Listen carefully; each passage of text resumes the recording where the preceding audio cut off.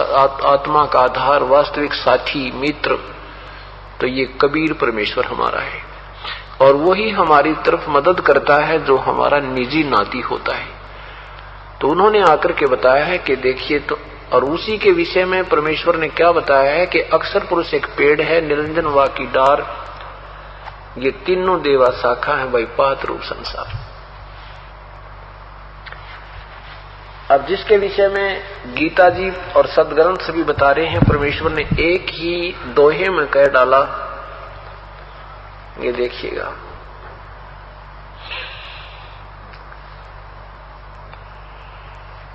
ये यहां से ऊपर ऊपर जो है ये वृक्ष कहलाता है।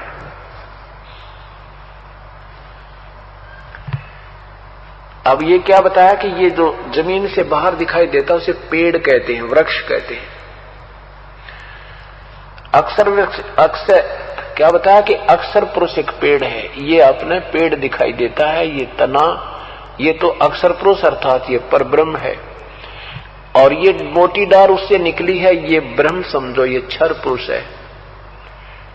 और उस क्षर पुरुष के ब्रह्म यानी ज्योति निरंजन के आगे तीन शाखाएं, ये ब्रह्मा विष्णु महेश, रजगुण ब्रह्मा, सतगुण विष्णु, तमगुण शिव जी, ये तीनों शाखाएं हैं।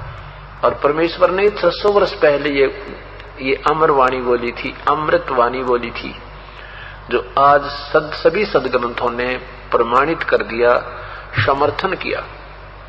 अक्षर पुरुष एक पेड़ है, निरंजन वा की डार, तीनों देवा शाखा है, ये पात रूप संसार। और ये फिर क्या रहा ऊपर, ये जड़ मूल रूप कौन है, ये परम अक्षर ब्रह्म, ये पूर्ण ब्रह्म सतपुरुष है, ये परमेश्वर कबीर देव है। अब इसी का प्रमाण आपके समक्ष पवित्र गीता जी उस भगवान को प्रमाणित करेगी। और ये भी प्रमाणित करेगी कि वो संत है कौन, कैसा होता है, परम संत की क्या पहचान होती है। पवित्र गीता जी अध्याय नंबर 15 अध्याय 15वां। ऊर्ध्व मूलम अधः शाखम अश्वत्थम प्राहु अव्यम, छंदासी यस्य प्रणानी यह तम वेद स वेदवित्। ऊपर को जड़ वाला, ऊर्ध्व माने ऊपर, मूलम माने जड़ वाला, मूल वाला, अधः शाखम नीचे को शाखा वाला, ये एक संसार रूपी वृक्ष कहलाता है। और इसको सब जड़ से लेकर के टहनी पत्तों तक भी जो ज्ञान करा देता है, सह वेदवित्, जो इसको तम वेद यानी उसको जो जानता है सारे वृक्ष को, सह वेदवित्, वो तत्वदर्शी संत है, वो वेद के जानने वाला है। आदि पुरुष परमेश्वर मूल वाले अनुवाद किया गया है।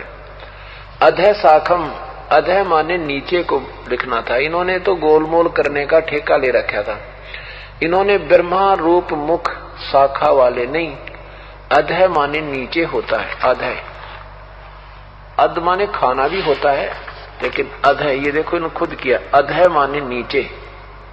तो यहां भी हम ऊर्ध्व माने ऊपर, यहां फिर देखो अधः माने नीचे, अधः शाखम, अधः शाखम नीचे को शाखा वाला। संसार रूपी पीपल के वृक्ष को अविनाशी कहते हैं, वेद जिसके पत्ते कहे गए हैं। और तम मन उस संसार रूपी वृक्ष को जो संत, जो पुरुष, जो व्यक्ति मूल सहित तत्व से जानता है, सह वेदवित्, वो वेद के तात्पर्य को जानने वाला है। वो समझ लेना कि वो वेद को भी वही जानता है और वेद ने कोई जानता भी नहीं। अब वो समय आ गया है कि जो बिल्कुल अंधेरा हट जाएगा। जिन्होंने परमात्मा चाहिए वो प्राणी नहीं रहेगा, पीछे नहीं रहेगा, उसको वस्तु मिल जाएगी। ठीक है, ये हमारा दुर्भाग्य रहा कि अब हम जैसे आज कथा दिन में सुनाई थी एक माई की कि 3-4 संत बदल करीब हम 1.5 तक हो चुके हैं। कोई बात नहीं। अब दिन में एक और आपने प्रसंग सुना था कि जीवा और दत्ता का। परमात्मा ने कहा था कि भाई मैं पहले भी आ सकता था जीवा और दत्ता, और मेरे आते ही ये तुम्हारी ये सुख की वृक्ष की टहनी हरी भी हो सकती थी, लेकिन उसमें कोई और भी संत तुम्हें टटोलना बाकी रह रहा होता ना, तो आप ये सोचते एक संत और रहता है, शायद वो और बढ़िया पा जावा इस संत से भी, तो उस समय आपकी भक्ति समाप्त हो जाती, मेरे से नाता टूट जाता। बेटा तुम कितना जोग्य नहीं रहते। अब मैं इस समय आया हूं तुम्हारे पास कि तुमने सबका जाड़ा ले लिया, तुम सब संतों के पास घूमकर थक चुके हो, इसलिए मैं अब बाद में आया हूं। अब तुम बिल्कुल निर्भय होकर और निसंशय होकर के मेरे चरणों में लगे रहोगे बच्चों, तुम्हारा बेड़ा पार हो जाएगा। तो परमात्मा ने अब यही दया की है कि सभी काल तो अपनी चाल चाल है, काल तो परमात्मा के सामने एक बालक है, चींटी है, और वो समर्थ परमेश्वर जिसने सारे ब्रह्मांड रच के इसको दे रखे खिलौने। ये पृथ्वी इतनी बड़ी जिस पर इतने 7 समुद्र, इतने बड़े बड़े पहाड़ पर्वत, रेल चालें, जहाज उड़े, और ये स्वयं घूम रही है और सूर्य के चारों तरफ भी घूम रही है। कोई लुब्रिकेशन ना कदे ओवरऑलिंग करनी ना इसकी। तो वो समर्थ हमारे सिर पे है, हमने उसकी शरण मिल गई। और ये भगवान बने बैठे थे, ये भगवान थे को ना।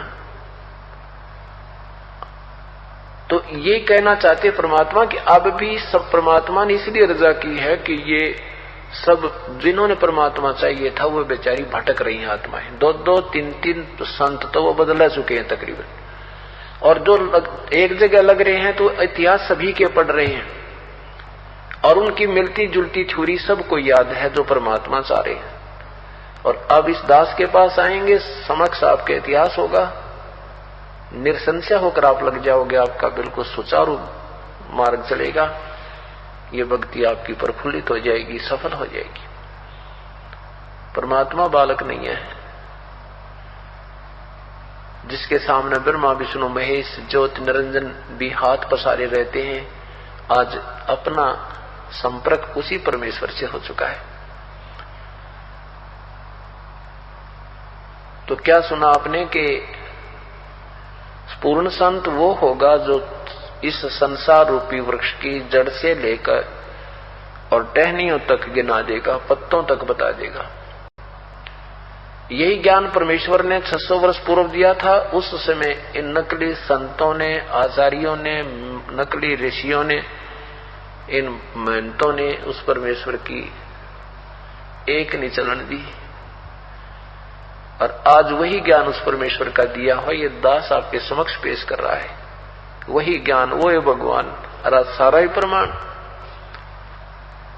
अब रोना आता है, आंखों में आंसू भर आते हैं। भगवान आपने सही कहा है, निरंजन धन तेरा दरबार, निरंजन धन तेरा दरबार, जहां पर तनिक न न्याय विचार, निरंजन धन तेरा दरबार, जहां पर वैसा ओढ़े मुल मुल खासा गल मोतियों के आर, वैसा ओढ़े मुल मुल खासा गल मोतियों के आर, पतिव्रता को मिले न खादी वो सूखा नरस आहार, निरंजन धन तेरा दरबार, निरंजन। अरे जहां पर तनिक न न्याय विचार, जहां पर पाखंडी की पूजा जग में संत को कहें लबाड़े, पाखंडी की पूजा जग में संत को कहें लबाड़े। अज्ञानी को परम विवेकी, ज्ञानी को मूड गवा।